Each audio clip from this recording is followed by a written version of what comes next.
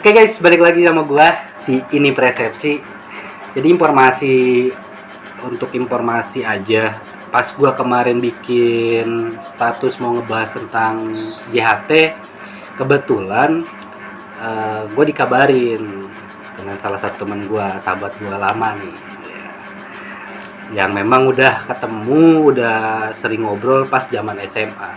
Dan kebetulan juga saat ini tuh dia ternyata di Kerawang. Dan posisinya juga ya lumayan lah pas dengan materi kita hari ini. Apa yang mau kita bahas hari ini yaitu berkaitan dengan JHT gitu. Bung Septian tentunya ya. Halo. Udah lama kita gak pernah ketemu nih ya. Iya. Ya lumayan lah. Gimana kabar gimana? Alhamdulillah baik. Baik. Jadi gini, gua tuh kemarin tuh resah. Temen-temen tuh pengen membawain atau ngebahas tentang JHT yang lagi booming ini loh. Oke. Nah gue tuh bukan bingung ya, narsumnya siapa, kata gue yang memang bisa gue ajak ngobrol gitu. Karena memang di konten gue di ini persepsi ini nggak muluk-muluk sih, jadi tergantung persepsi kita melihat sesuatu hal gitu, entah isu, entah keadaan sosial segala macam. Nah kebetulan banyak banget nih meme-meme terkait masalah JHT ini gitu. Oh iya. Banyak lah gitu ya. Respon-respon gitu kan. Walaupun memang sudah ada beberapa hal yang dibahas sih ya di podcastnya Om Deddy Kobuzer juga Menteri Ketenagakerjaan juga udah menjelaskan. Cuman gue pengen ngobrol aja sama lo yang saat ini memang concern di HRD dan juga di forum HRD dan JE Kabupaten Karawang. Kayak gimana sih sebenarnya terkait JHT ini? Yang lu tahu deh dulu gitu. Oke. Ya, jadi memang luar biasa sekali ya. Artinya respon dari masyarakat terhadap perubahan aturan mengenai jaminan hari tua, ya, terutama pada sisi syarat untuk klaim jaminan hari tua itu sendiri gitu. Yang semula jaminan hari tua itu bisa dicairkan pada saat pekerja itu dinyatakan selesai pekerjaannya atau dia katakanlah di PHK lah gitu, atau sudah tidak bekerja lagi dengan dibuktikan dengan paklaring. Nah, syarat yang terbaru sekarang melalui Permen Nakertrans yang terbaru itu adalah bisa diklaim 100% JHT itu nanti pada saat pekerja memasuki usia 56 tahun atau usia pensiun. Sontak peraturan ini mendapat respon yang sangat keras, masif dari jumlah kalangan masyarakat karena dinilai sangat merugikan. Dari perspektif saya pribadi, saya sehari-hari memang sebagai praktisi ketenagakerjaan lah bisa dibilang seperti itu. Saya bekerja di sebuah perusahaan membidangi masalah personalia atau ketenagakerjaan gitu. Kalau dari perspektif saya sebagai profesional, tentu kebijakan ini sebenarnya kalau kita mau kembalikan kepada hitahnya atau kepada konsep awalnya, kepada semangatnya, itu sebenarnya jaminan hari tua memang seharusnya diperuntukkan untuk pekerja yang nanti memasuki usia tua gitu kan. Artinya usia tua itu kan bisa dibilang ya mungkin usia pensiun lah ya, usia 56 ke atas seperti itu. Jadi jangan sampai memang apa yang menjadi semangat atau apa yang menjadi cita-cita dari program ini itu tidak terlaksana dengan baik. Contoh, saya sendiri mengalami gitu ya di tahun 2020 kemarin, itu banyak dari karyawan yang memang sebenarnya posisinya itu mereka itu belum keluar ya, atau belum dikeluarkan, belum di PHK. Hanya pada saat itu 2020 ketika pandemi pertama itu adalah banyak karyawan yang memang dirumahkan karena usaha kita pun tutup kan seperti itu. Nah di situ banyak yang memang berusaha atau meminta untuk JHT-nya itu dicairkan. Nah, ya karena kondisi pada saat itu ya akhirnya kita cairkan, kita bantu cairkan. Tapi kan sebenarnya itu sudah menentang ataupun menyimpang dari cita-cita yang JHT tadi itu gitu kan.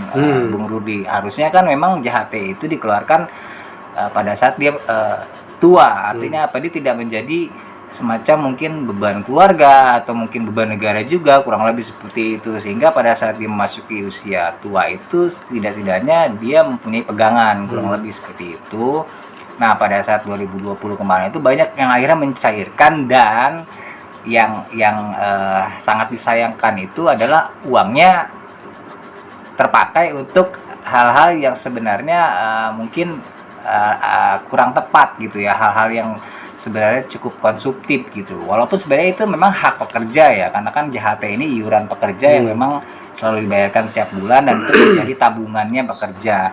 Tapi kalau kita kembali lagi tadi kepada semangat awalnya dibentuknya program jaminan hari tua ini, kalau sampai terjadi pencairan yang tidak, artinya pencairan uang yang diterima itu kemudian digunakan untuk hal-hal yang sebenarnya bukan untuk peruntukannya, misalnya lebih kepada konsumtif lah, sifat konsumtif itu lebih berbelanja barang-barang, kemudian menggunakan untuk kepentingan misalkan mohon maaf rekreasi misalnya, sebenarnya itu kan kepentingan-kepentingan yang tidak harus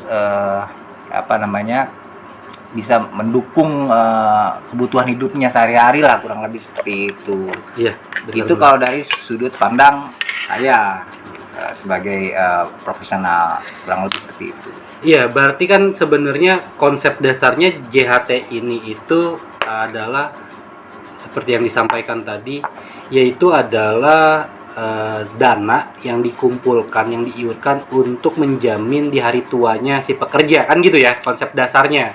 Konsep awalnya, Ya, atau konsep semangatnya dasarnya. seperti itu. Semangatnya seperti itu.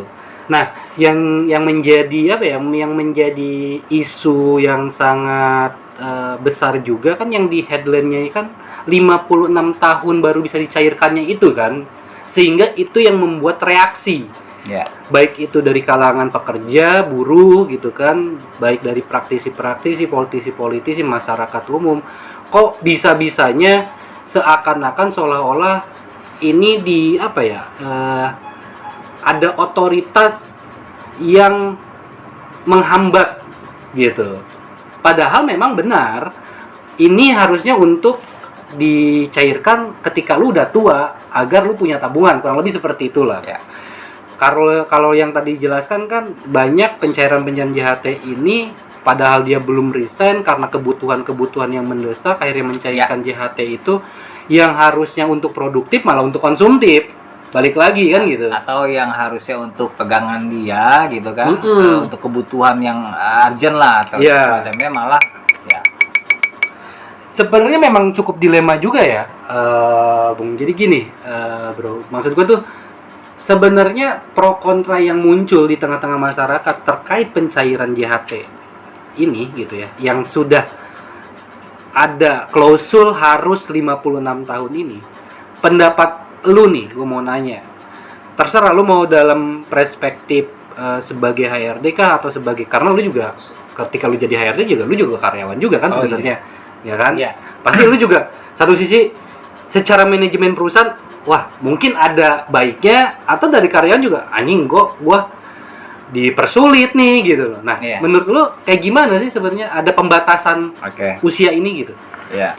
Ya, jadi seperti yang tadi gue bilang ya. Jadi kalau sebenarnya tergantung sudut pandang. Artinya gini, kalau sudut pandangnya memang meyakini bahwa JHT itu memang peruntukannya nanti ketika kita memasuki usia tua itu kita bisa merasakan manfaatnya, yang pasti aturan ini tidak ada masalah untuk orang-orang yang memang meyakini seperti itu. Tapi untuk orang-orang yang mungkin lebih meyakini bahwa iuran JHT yang mereka bayarkan setiap bulan itu merupakan hak mereka yang kapanpun mereka butuh mereka bisa ambil, tentu kebijakan ini menjadi sangat merugikan mereka. Sebenarnya kan ini tergantung dari sudut pandang. Hanya untuk kembali lagi ya, di sini kan memang negara melalui sejumlah regulasinya sudah menetapkan seperti itu. Artinya negara lebih memilih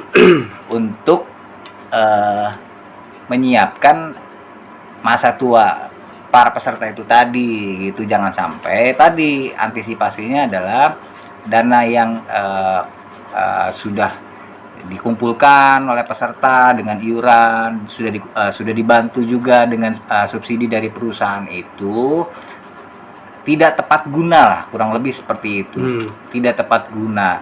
Sebenarnya mekanisme pencairan JHT ini bukan hanya 56 tahun, Bung. Jadi sebenarnya mekanisme pencairan JHT ini ada 3, terbagi kepada 3. Yang pertama itu bisa dicairkan 10%, itu memasuki usia tua atau sebelum usia 56 tahun pun itu bisa dicairkan. Tapi hanya 10%. Yang kedua adalah dia bisa dicairkan maksimal 30% untuk bantuan pembiayaan perumahan atau kredit perumahan perumahan untuk peserta.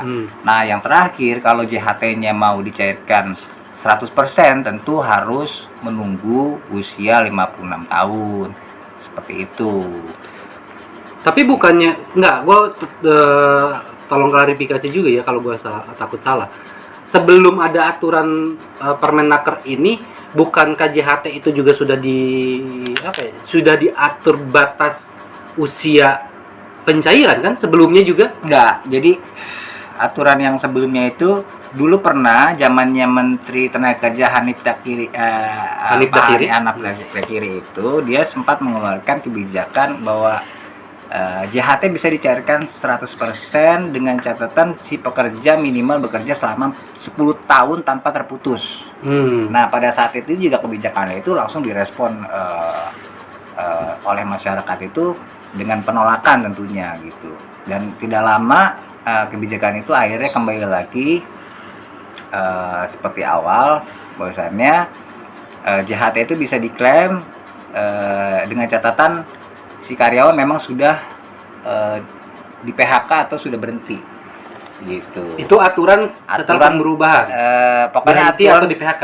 Iya, aturan sebelum yang sekarang itu JHT bisa dicairkan 100% itu syaratnya harus ada paklaring lah. Iya, oke. Jadi dia sudah dinyatakan memang sudah putus hubungan kerjanya dengan perusahaan yang terakhir. Seperti itu. Ya, soalnya setahu gua, seingat gua ya, pas zaman dulu gua di industri tahun 2009 itu di pabrik lah, aturan jam sostek sih, belum BPJS ya. Betul. Jadi kalau nggak salah itu setelah gua resign atau setelah gua tidak bekerja di perusahaan itu minimal 5 tahun atau 3 tahun baru bisa dicairkan, baru bisa ngeklaim kita untuk pencairan JHT itu. Itu dulu. Iya. Nah, sebelum 2014 ya. Iya. Bahwasanya ketika Pak Hanif Dakiri bikin aturan tadi yang 10 lu tahun sampein, terus ada penolakan, maka dirubah lagi aturannya itu dibalikin lagi ketika dia sudah tidak bekerja minimal ada tanda bukti paklaring bisa dicairkan. Betul. Nah, itu. Nah, sekarang ada aturan terbaru bahwasanya JHT ini ya sudah bahwasanya sudah sampai 56 tahun baru bisa dicairkan. Iya. Aturannya seperti itu ya deadlocknya. Seperti itu. Oke. Nah, yang lucu kan gini loh, maksud gue tuh. Yang lucu tuh kan ada meme yang muncul di masyarakat. Terus kalau misalnya si pekerjanya mati, gitu loh. Iya, ada tuh. Terus ada fotonya, gambarnya pocong ngambil kleman BPJS. Dia terpaksa harus bangkit dari kubur, katanya. Terpaksa harus bangkit dari kubur untuk bisa mengklaim. Ya sebenarnya itu kan lucu-lucuan aja ya. Jadi memang masyarakat tuh bebas. Di negara demokrasi ini sebenarnya mau mengekspresikan respon penolakan atau suka atau tidak suka itu sebenarnya bebas-bebas saja selama masih dalam koridor yang sesuai aturan lah, seperti itu. Jadi kalau terkait soalnya juga banyak juga memang yang menanyakan seperti itu, Bung. Jadi kalau misalkan pekerjaannya meninggal, jadi tidak bisa merasakan atau menikmati. Ya dengan aturan yang sebelumnya pun sama sebenarnya. Dengan aturan sebelumnya pun, kalau sebelum memasuki atau sebelum si pekerja itu diberhentikan atau berniat untuk mencairkan JHT kemudian dia meninggal seperti itu, JHT itu kan menjadi haknya ahli waris. Ahli waris di sini bisa istri, bisa anak, bisa orang tua. Jadi sebenarnya kalau menurut saya pribadi tidak ada masalah. Ini kan hanya sebenarnya kembali lagi kepada pandangan bahwa ada orang-orang, bahkan mungkin sebagian besar masyarakat memang meyakini, banyak yang meyakini. Ini masalahnya kenapa respon penolakannya begitu masif, karena banyak dari mereka yang meyakini bahwa JHT itu adalah tabungan mereka yang kapanpun mereka butuh mereka bisa ambil. Itu loh masalahnya. Iya, benar. Itu yang menjadi menurut saya itu yang menjadi titik titik yang krusial yang akhirnya tidak ketemu nih sama antara maunya pemerintah dengan maunya masyarakat atau peserta. Seperti itu, Bung.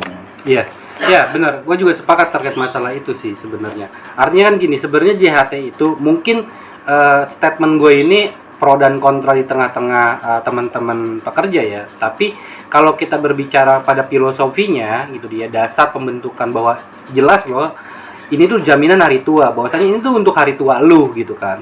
Bukan untuk hal yang konsumtif gitu. Beda lagi kalau misalkan lu butuh terus nyairin buat konsumtif, ya itu emang salah di elunya gitu kan. Yang harusnya itu buat lu di masa tua biar lu nggak susah-susah amat gitu kan. Ada tabungan ini itu bisa meringankan kebutuhan lu di hari tua. Nah, maka balik lagi ini mindset terkait masalah kita melihat dari JHT ini. Ada yang beranggapan, oh ini kan udah dipotong karena dari sisi gaji gua, ada iuran pemerintah, itu hak gua. Ya iya memang itu hak gitu ya. Itu memang hak. Cuman kalaupun misal lu cairin hari ini terus masa tua lu belangsak, sama aja bohong kan? Ya disitulah hadir negara. Disitulah negara hadir.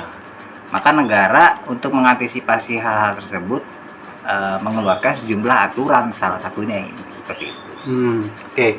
Nah, terus kalau misalkan JHT ini, gue nggak tahu sih ya. Kalau gue belum ngikutin banyak juga.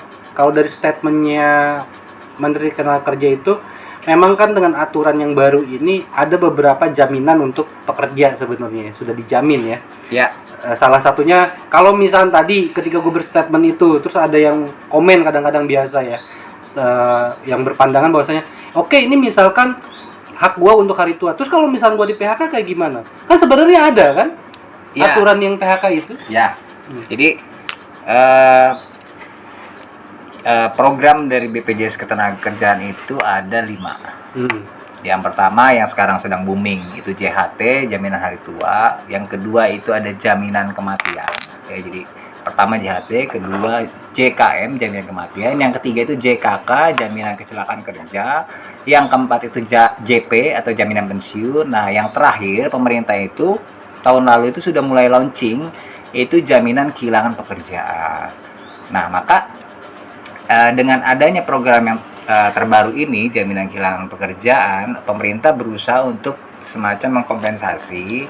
Artinya kan banyak juga dari kawan-kawan pekerja itu yang khawatir gitu ketika misalkan mereka diputus kontraknya atau di PHK misalnya. Mereka itu butuh dana untuk menyambung hidup atau untuk pegangan atau untuk persiapan mencari pekerjaan yang baru misalnya. Nah, kalau JHT-nya misalkan bisa dicairkan nanti usia 56, mereka harus mencari uang dari mana misalkan kurang lebih. Pemerintah itu sudah dan akan melaksanakan program yang namanya JKP, jaminan kehilangan pekerjaan, Bu. Di mana nanti kalau saya baca itu selintas, walaupun saya belum terlalu mendalami program itu, JKP itu nanti akan dibayarkan di 3 bulan pertama itu sekitar 45% dari gajinya, dari gaji yang dilaporkan kepada pihak BPJS Ketenagakerjaan. Nah, batas gajinya itu yang dilaporkan 5 juta, berarti 45% dari gaji yang dilaporkan itu nanti selama 3 bulan itu akan diberikan, akan dikeluarkan, dicairkan untuk dia punya pegangan lah ya. Kemudian bagaimana kalau 3 bulan itu dia masih belum dapat pekerjaan, nah akan dicairkan lagi 3 bulan setelahnya itu sebanyak 30%. Seperti itu. Nah, program ini memang baru launching, tapi belum betul-betul kita lihat ya, artinya berjalannya seperti apa. Nah, seperti itu. Iya, kayaknya yang jadi persoalan itu kalau yang gua pelajari ya, yang gua amati isu-isu belakangan ini terkait GHT itu adalah terkait masalah keterbukaan informasi terkait program-program yang melibatkan ketenagakerjaan gitu. Artinya ada gap gitu loh. Sehingga ya itu tadi, orang yang ke brandingnya adalah 56 tahunnya sehingga termindsetnya oh berarti gua harus cuma bisa nyairin JHT ini ketika usia 56 tahun. Terus gimana kalau gini-gini yang seperti yang kita jelaskan tadi, kalau misalkan belum nyampe 56 tahun, ya kan balik lagi. Contoh misalkan ketika misalkan si pekerja itu belum nyampe usia 56 tahun tapi meninggal dunia misalkan, itu kan balik lagi kepada hak waris dong. Ada ahli waris yang yang bisa mencairkan itu. Nah, betul. Ini kan belum diketahui sebenarnya oleh teman-teman pekerja. Bagaimana proses pencairannya, dipersulit apa tidak? Atau misalkan seribet apa sih untuk ngurus ini? Sehingga itu memang menjadi tabungan buat istri atau misal anak-anaknya atau keluarga ahli warisnya segala macam. Nah, ini kan sebenarnya bagus ya. Kalau gua lihat sih bagus. Kenapa? Karena minimal kita pergi gitu. Ada nilai yang kita tinggalkan untuk keluarga. Betul. Gitu kan. Ya cuman yang enggak kesampai oleh ke masyarakat, mungkin oleh pekerja, yaitu tadi terkait masa prosesnya untuk pencairan itu. Ya. Kadang-kadang kita mau nyairin JHT aja kan ribetnya minta ampun gitu. Nah, maksud gua sejauh mana pemerintah, menurut lu nih, pandangan lu, sejauh mana pemerintah bisa mengakomodir itu semua gitu? Oke. Jadi terkait proses klaim ya. Jadi terkait proses klaim, saya sebagai profesional yang memang saya kesehariannya bergelut di bidang ketenagakerjaan, banyak juga karyawan-karyawan saya yang memang notabene-nya keluar habis kontrak dan sebagainya, itu saya bantu proses klaim JHT-nya dulu ya, sebelum aturan yang sekarang itu kan bisa langsung dicairkan. Itu kurang lebih paling lama itu 1 bulan setelah keluar, setelah resign gitu kan. Selama pengalaman saya itu tidak ada kendala selama tertib administrasi. Artinya apa?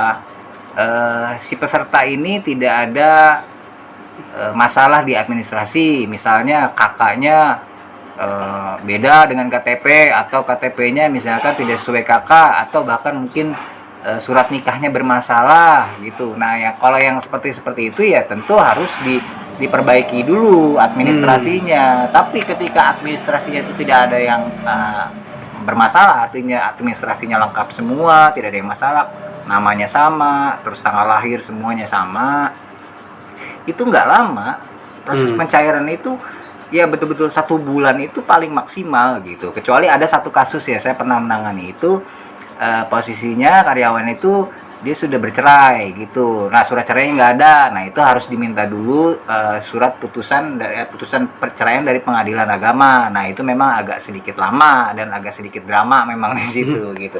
Tapi selain itu, saya pikir tidak serumit itu kok. Menurut apa yang saya alami itu, proses klaim untuk JHT, kemudian JKM, kan saya juga pernah menangani karyawan yang meninggal dunia, kemudian yang meninggal karena kecelakaan kerja pun saya pernah mengalami seperti itu relatif mereka kooperatif ya. Mereka pasti kooperatif lah, karena itu kan hak-hak pekerja. Jadi menurut saya teman-teman pekerja tidak perlu mengkhawatirkan soal proses klaim yang mungkin bertebaran, berseliweran di sana, katanya ribet, harus pakai orang dalam dan sebagainya. Itu enggak ya. Jadi proses klaim relatif mudah, relatif cepat, apalagi sekarang sudah serba online, sekarang sudah serba tertata, beda dengan mungkin 2014, 2015 di mana BPJS Ketenagakerjaan ini usianya masih muda. Sekarang kan sudah 2022 gitu kan. Jadi saya pikir teman-teman pekerja tidak perlu mengkhawatirkan soal proses klaim yang susah. Proses klaimnya mudah, cepat. Oke.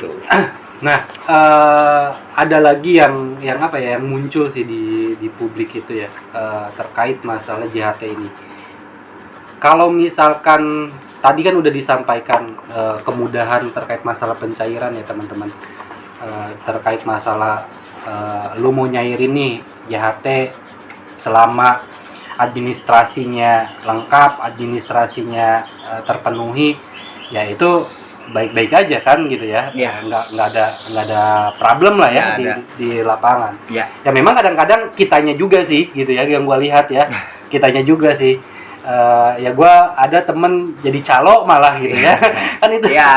kan itu Jadi juga kan, ya kembali lagi terkait kepada pola atau budaya atau kebiasaan. Kadang-kadang kita ini kan termasuk saya itu kadang-kadang nggak mau ribet. Misalkan contoh ngurus SIM gitu kan, perpanjang SIM. Kadang nggak mau ribet, pengen yang instan aja. Akhirnya kan ya yang berkembang jadi seperti itu. Karena kita pengen yang instan, nggak mau ngurusin, nggak mau datang, nggak mau antri. Akhirnya ya kita yang simpelnya aja, instannya aja, akhirnya kita nyuruh orang, bayar orang, padahal sebenarnya nggak seribet itu kok.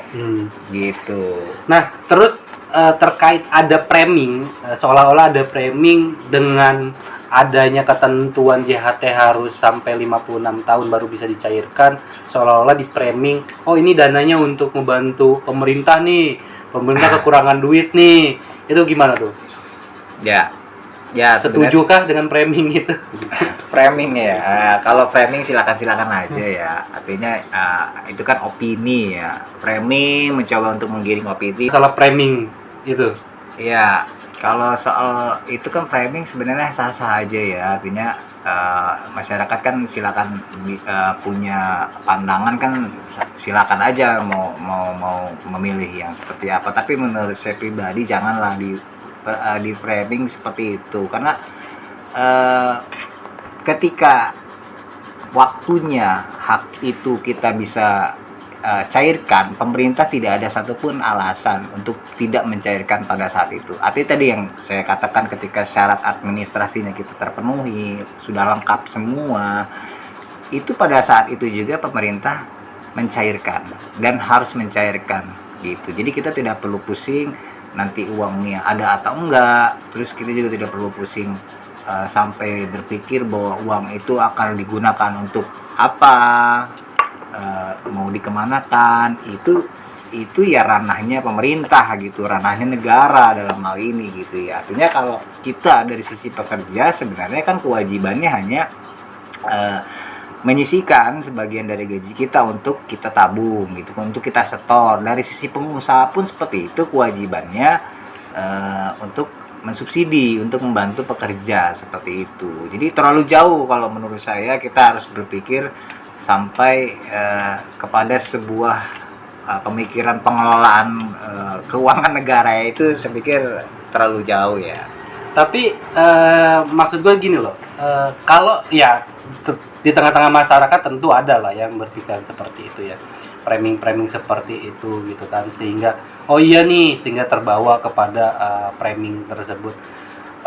Sah dong kalau kita ibaratnya suujon lah kepada pemerintah nih gitu loh. Ya. Ini duit gua, kalau dikumpulin seluruh pekerja yang ada di Indonesia, Ya. dikumpulin duitnya harus nunggu 56 tahun. Ya. Kemana gitu. Ya. Kan gitu loh ya. Terutama yang mungkin paling khawatir itu apakah ada pada saat itu, ada atau enggak uangnya misalnya. Nah, benar. Ya jelas kalau misalnya terkait yang dijelaskan tadi, menurut lo yang gua harus garis bawah ya teman-teman. Sebenarnya kalau misalnya gua yang harus kita kritisi itu bukan kepada 56 tahunnya, tapi proses pencairannya ketika ada kendala atau tidak. Selama administrasi kita bener nih. Nah, kadang-kadang kan di lapangan itu ya mungkin karena birokrasi, karena ada persulit, mungkin harusnya dipermudah gitu, lebih dipermudah lagi gitu terkait pencairan ini gitu loh, sehingga itu bisa meringankan opini yang muncul di tengah-tengah masyarakat gitu loh. Maksud gua kan udah nih 56 tahun, bukan mengkritisi 56 tahunnya kalau gua sih melihatnya ya, tapi prosesnya. Lu mau proses misalkan setelah pencairan bisa dicairkan juga, kalau misalkan prosesnya belibet, Ya. kan percuma juga gitu loh. Ya. Jadi gini ya teman-teman, proses untuk klaim itu sebenarnya gak ribet gitu kan. Memang ada sejumlah persyaratan yang harus dipenuhi selain yang 56 tahun. Artinya kan data-data kepesertaan itu kan harus lengkap, kemudian juga data-data administrasi kependudukan pun harus lengkap dan sesuai. Sebenarnya hanya itu aja kok.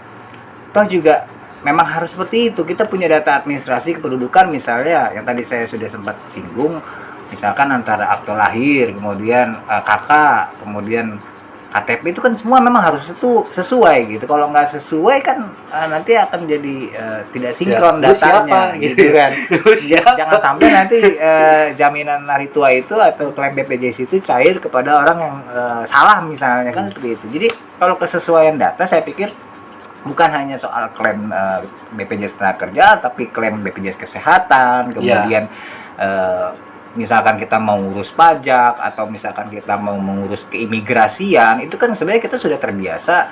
Bahkan untuk pemilu pun kita juga harus data harus sesuai semua, harus sinkron semua, harus sama semua. Dan sebenarnya itu bukan hal yang harus dikhawatirkan, justru itu hal yang kita sebagai warga negara itu juga punya kewajiban untuk mengurus itu gitu loh. Nah, ada lagi nih yang terbaru nih, gue juga baru baca juga nih. Ini agak menggelitik menurut gue sih.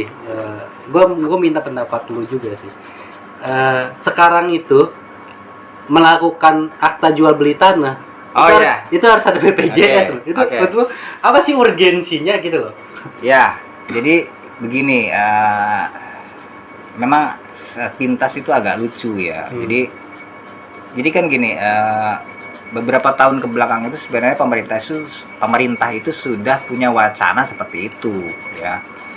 Kenapa? Karena BPJS Kesehatan, BPJS Ketenagakerjaan itu kan masuk ke dalam sistem jaminan sosial nasional, SJSN gitu. SJSN itu memang wajib diikuti oleh setiap warga negara Indonesia yang memang sudah memasuki kriteria seperti itu. Untuk apa? Itu bukan untuk negara loh. Itu kembali lagi nanti ke kita. Contoh begini, BPJS Kesehatan. Banyak hari ini yang memang masih belum memiliki. Entah itu karena memang dia belum ngurus atau karena memang pemerintah daerah setempatnya, misalnya camatnya atau desanya juga masih belum jemput bola misalkan. Masih banyak penduduk yang sebenarnya dia perlu BPJS Kesehatan, perlu di cover tapi masih belum memiliki. Nah ini kan repot gitu. Kenapa? Karena BPJS Kesehatan ini juga jaring pengaman sosial juga. Artinya ketika kita sakit, kita butuh perawatan medis, kita punya BPJS, artinya seluruh biaya itu nanti akan di-cover oleh negara. Bayangkan kalau misalkan hari ini sudah kita dalam keadaan maaf, misalnya ekonominya lemah, terus ditimpa musibah sakit yang berkepanjangan, harus butuh biaya yang cukup besar, kita tidak punya jaring pengaman sosial tadi, BPJS Kesehatan tadi, akhirnya seluruh biayanya itu harus ditanggung siapa, kan seperti itu. Benar-benar. Maka salah satunya pemerintah hadir gitu, salah satunya pemerintah itu bekerja sama dengan pihak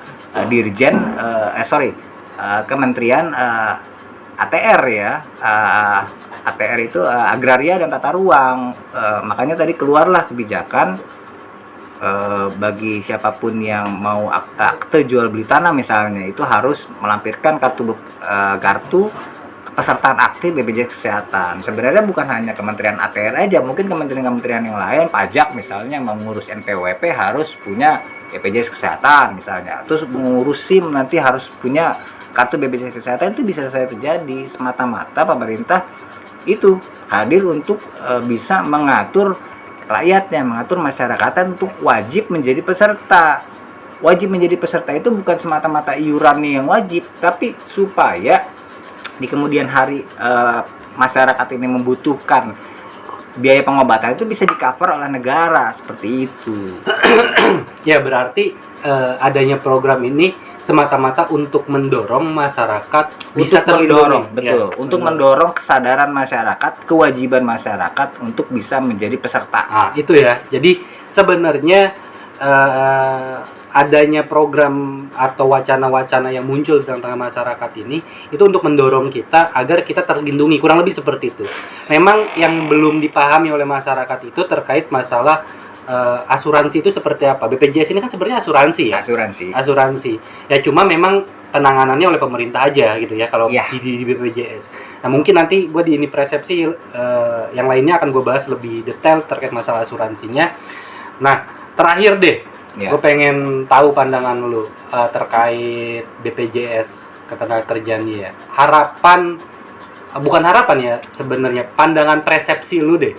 Secara kesimpulan yang muncul isu di tengah-tengah masyarakat ini, pro kontra yang terjadi, dinamika yang terjadi, framing yang terjadi, terlepas yang tadi lu sampaikan itu, kita ini sebagai pekerja misalkan posisinya harus seperti apa menyikapi hal demikian?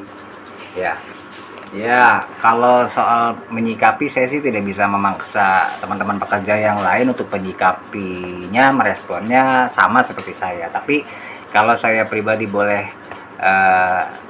menyampaikan apa yang menjadi respon saya adalah yang pertama, JHT itu memang sudah seharusnya dikembalikan semangatnya seperti awal ketika dibuat gitu. Bahwasannya JHT itu adalah jaminan hari tua, adalah jaminan yang nanti akan kita dapatkan ketika kita memasuki hari tua. Jaminan berupa apa? Berupa uang, sejumlah uang tertentu yang sudah kita kumpulkan selama kita bekerja. Kemudian nanti pada saatnya kita memasuki hari tua itu kita bisa nikmati. Kurang lebih seperti itu. Cuma memang ya, kenapa kebijakan ini digulirkan atau dilaksanakan pada saat sekarang, dimana sekarang itu memang masih pandemi gitu, orang tuh masih banyak yang, ya termasuk saya pribadi gitu, banyak yang masih sulit hidupnya, banyak yang perusahaannya masih harus berlakukan work from home gitu kan, masih harus meliburkan sebagian besar pekerjanya. Yang pasti kebijakan ini sebenarnya bagus niatnya, tapi dikeluarkannya di saat yang tidak tepat, seperti itu. Seandainya kebijakan ini dikeluarkan sebelum pandemi misalnya, atau setelah nanti pandeminya selesai, 1 atau 2 tahun setelah pandemi ini selesai, saya pikir masyarakat akan lebih menerima seperti itu. Ya paling bagus juga, bener, gue juga sepakatnya di situ sih. Artinya terlalu gatal sih ya. Kenapa sih buru-buru banget gitu loh? Orang jangan 2024 kali ini ya. Iya, kan isunya untuk biayai pemilu lah, untuk biayai inilah, pokoknya terkait pasal itulah. Maksudnya lebih kepada gini, 2024 ini sebentar lagi, jadi ya kalau saya sendiri sih termasuk yang mungkin agak suzon juga gitu. Ini 2024 sebentar lagi, jadi banyak menteri-menteri yang udah nggak sejalan nih dengan pemerintahan pusat nih, banyak yang ngalor ngidul lah, kurang lebih seperti itu. Akhirnya mengeluarkan kebijakan yang kontroversial banget gitu. Benar. Ya memang kalau gue sih melihatnya dalam perspektif gue ya salah kita juga sih sebenarnya. Gue sebagai pekerja juga kadang-kadang kan gatel, pengen dicairin lah, pengen dimakan duitnya. Padahal ujung-ujungnya tua ya belangsak lagi. Ya kita harus lebih bijak. Ya itu. Harus lebih bijak. Ya intinya lu pelajarin banyak sebenarnya dari peraturan Kemenaker hari ini. Bukan hanya JHT, itu ada jaminan hilang pekerjaan ya. Yang terakhir, yang terbaru.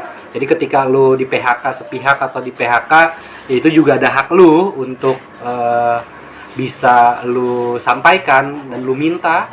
Ya terkadang kan kita balik lagi males ribetnya, males ininya, itu balik lagi kepada lu pribadi sih kalau kayak gitu mah. Kalau memang lu malas ya udah ngapain ngurus gitu kan gitu. Anggap aja uang hilang gitu kan, tapi ada sesuatu hal yang bisa bernilai. Benar, sepakat, JHT ini harus dibalikin lagi esensinya kepada jaminan hari tua, di mana bukan buat lu pribadi sebenarnya, bukan untuk pekerja, tapi bagaimana caranya kita sebagai pekerja bisa menjamin keluarga kita, bisa menjamin ahli waris kita, minimal nggak susah-susah amat. Ya minimal ketika kita tua nanti kita nggak nyusahin keluarga kita lah. Minimal kita punya uang sendiri, selain dari jaminan pensiun yang akan kita terima tiap bulan, kita juga punya sejumlah uang yang nilainya diharapkan cukup besar untuk bisa menjadi pegangan nanti di hari tua, seperti itu. Makanya gue nyesel juga bro, gue tuh yang di Mitra Tama itu kan masih jam sostek tuh ya. Kalau dihitung-hitung kan kalau nggak salah tuh gue ada 5 juta tuh. Kan jam sosteknya hilang ya. Makanya kan sayang banget anjing banget kan tuh gue. Jam sosteknya udah nggak ada lagi sekarang. Jadi seperti itu. Kalau penyesalan itu kan biasanya datang belakangan. Kalau datangnya di awal tuh pendaftaran. Pendaftaran. Oke, bagi teman-teman buruh, pekerja segala macam yang ada di luar sana, doa bersama, mudah-mudahan apapun kebijakan pemerintah yang memang itu adalah pro terhadap pekerja. Masih banyak hal sebenarnya yang harus dipikirkan oleh pekerja, bukan hanya tentang JHT, tapi balik lagi kalau gua sih melihatnya bagaimana menjamin pekerja ini bisa tetap bekerja. Misalkan dia habis kontrak di sebuah perusahaan, nah bagaimana kelangsungan bekerja selanjutnya gitu, agar tidak susah, agar tidak berharap untuk mencairkan JHT-nya sih gitu. Karena balik lagi, orang bekerja untuk mencairkan JHT karena tidak ada punya pekerjaan, tidak ada pendapatan, mau tidak mau kan. Hal demikian gitu yang harus disikapi. Jadi info terbaru juga katanya Permen Rakyat itu kan sudah jadi aturan dan itu bisa kok kita gugat ke Mahkamah Agung gitu. Dalam situasi sekarang, artinya kita bisa tidak setuju dengan aturan itu dikeluarkan pada saat pandemi sekarang. Kalau nanti pandemi sudah usai, mungkin aturan itu akan dijalankan lagi, kita bisa lebih menerima itu, sah-sah aja. Saya pun mendukung. Saya pun tidak setuju kalau aturan JHT bisa dicairkan nanti umur 50 tahun itu sekarang. Karena situasinya masih serba sulit.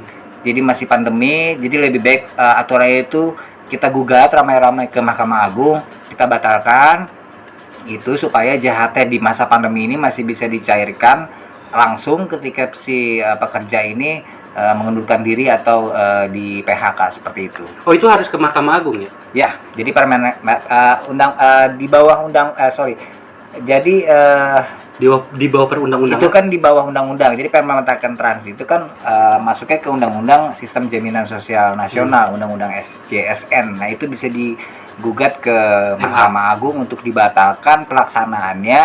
Jangan sampai dia berlaku sekarang di masa yang sulit pandemi ini. Jadi lebih baik dibatalkan. Seperti itu. Thank you, Sep, udah ngisi waktunya. Sorry banget gua ngeganggu. Sama-sama. Gitu. Kita kapan-kapan ngopi bareng lah kalau lu ada di Kerawang. Gue baru tahu. Gue tahu nih dia di Kerawang, gila. Udah lama dari 2004 gua. 2004 ketemu di Bogor, SMA bareng. Kita ngumpul lagi ya. Iya, ngumpul lagi. Kita satu-satukan lagi lah. Orang-orang yang satu perspektif gitu. Nah, oke, teman-teman, itu balik lagi, ini persepsi, bisa benar bisa salah. Lu juga punya persepsi, silahkan. Tidak ada ketentuan gitu, nggak ada ketentuan bahwasanya persepsi kita benar gitu, persepsi kita juga bisa salah, tapi setidaknya kita punya opini, kita punya pandangan terkait apa yang terjadi hari ini terkait masalah JHT. Kalau lu suka, kalau lu tidak suka, kalau lu sepakat ataupun tidak sepakat terkait JHT-nya maupun lu punya persepsi lain, silahkan. Kalaupun mau digugat secara benar, sampaikan secara benar. Karena masih banyak persoalan-persoalan yang memang perlu ada concern yang sangat serius gitu. Balik lagi, ini persepsi, opini gue bisa benar, opini gue bisa salah. Di ini persepsi selanjutnya.